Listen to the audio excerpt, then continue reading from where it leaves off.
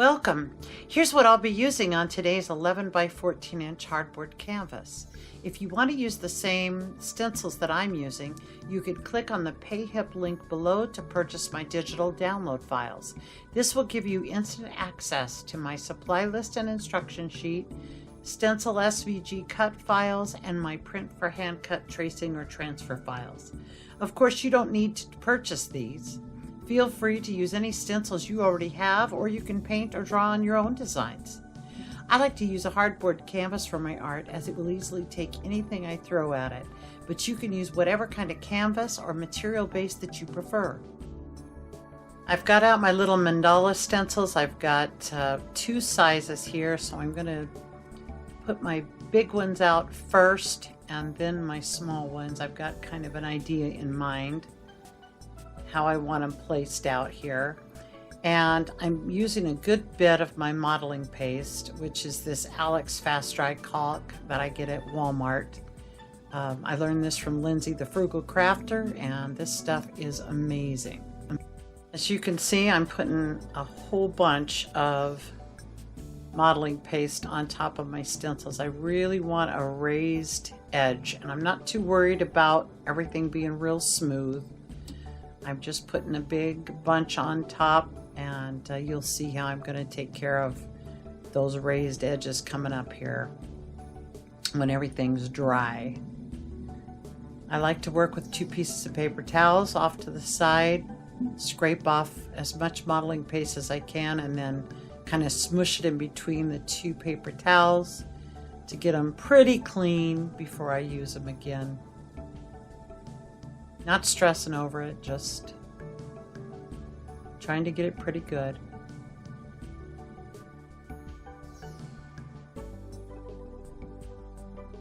If you put a light coat of this modeling paste, it dries within 20 minutes and you can go right back in and start painting.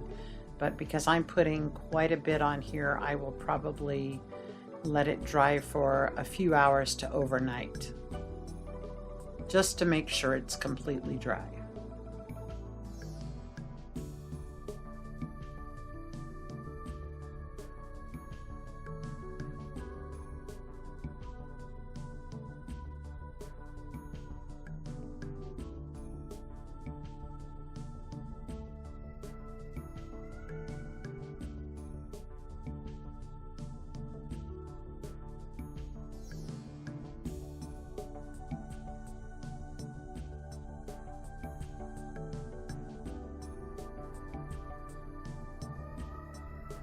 Now my canvas is dry, and I'm going to use a couple of methods to smooth it out. I'm going to use a little sandpaper on it, but I'm also going around and just pick off those tall edges with my fingers.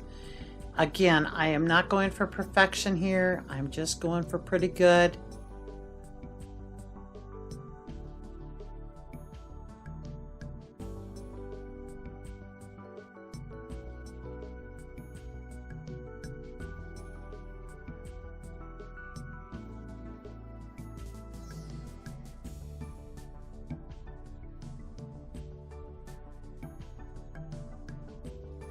I've put out some red, yellow, and orange out on my palette, and I'm going to use my chip brush just to put some orange all over, as you're going to see here.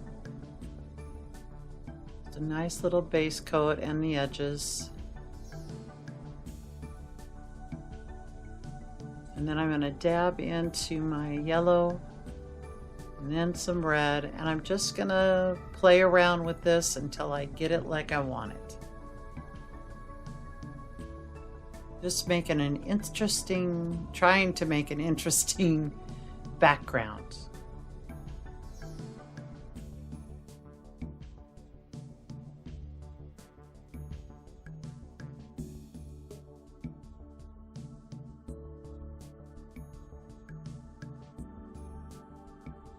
Now my paint is wet, but I'm going to take my chevron stencil and I'm just going to gently lay it on top and dab on some yellow here and there just to give it some extra interest. And then do the same thing in here and there with my red.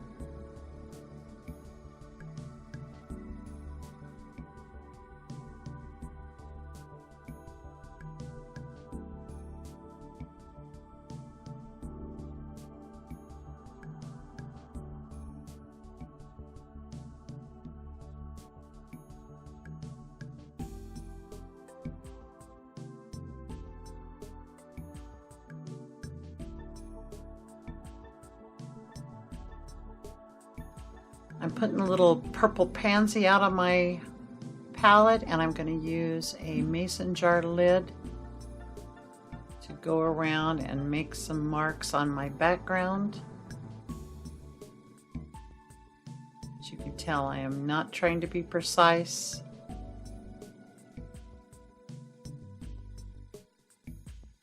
Now I've got my circle stencils, and I'm just going to put them over my modeling paste flowers and tamp on some purple pansy over each one of them to give them a nice purple background.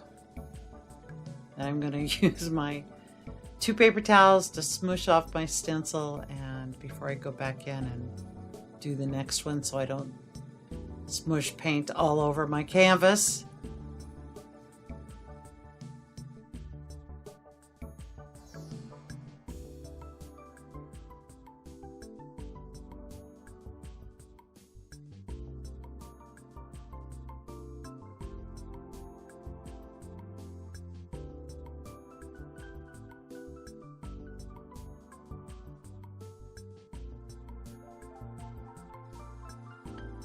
Now my background flowers are dry, so I'm going to go use that same stencil and my clean brush, and I'm going to get a little bit of that magenta and wipe most of it off because I want this to kind of be a dry brushy technique.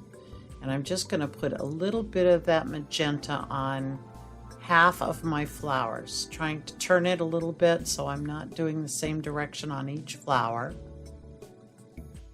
Gently swiping it so that I'm just picking up hopefully that raised edge of the modeling paste.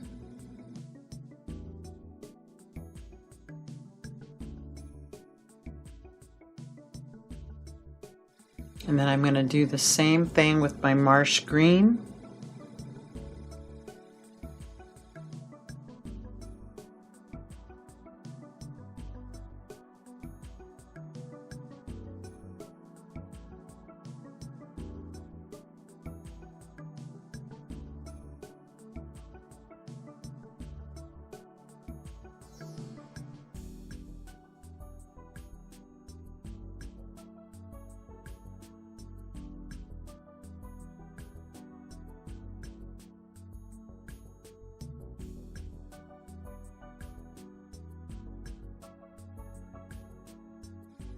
Now I'm mixing up a golden color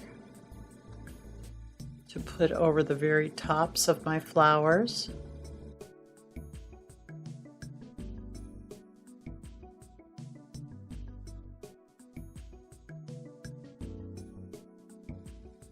And I'm going to put my circles down. So I've got a little mask there, and then I'm going to put my mandalas on top. And I'm going to kind of try to line them up pretty good, but it's not important that I be perfect.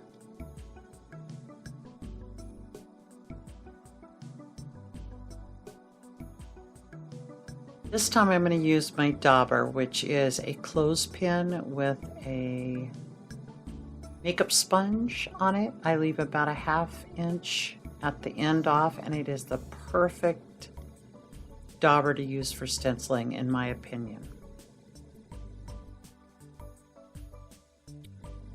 What I also like about it is you can just cut off the end when you're done, move the makeup sponge down a little bit, and you can get several uses out of one makeup sponge, depending on how much paint you've used. I also like to dip it into the paint, as you see, and then off on my palette in another spot, so that I don't have too much paint on it. I just want this to be a light accent color on top.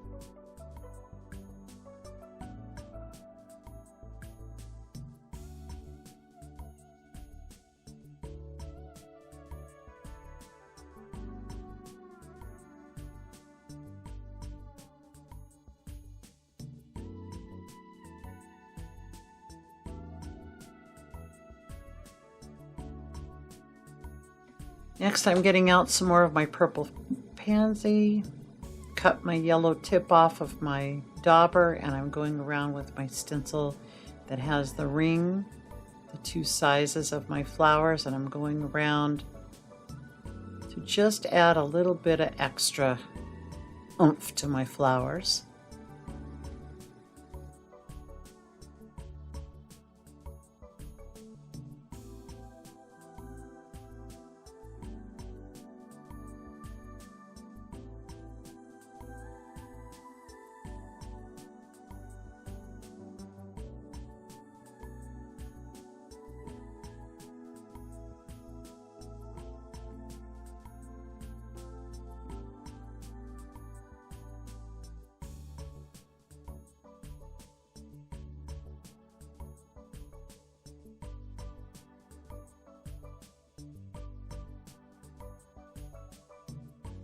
Now I'm going to add my stems on using my stencil and my dauber, and I'm going to try to make sure that I put, of the flowers that I want to be in front, I'm going to try to make sure that I'm not stenciling over the front of the flower. Does that make sense?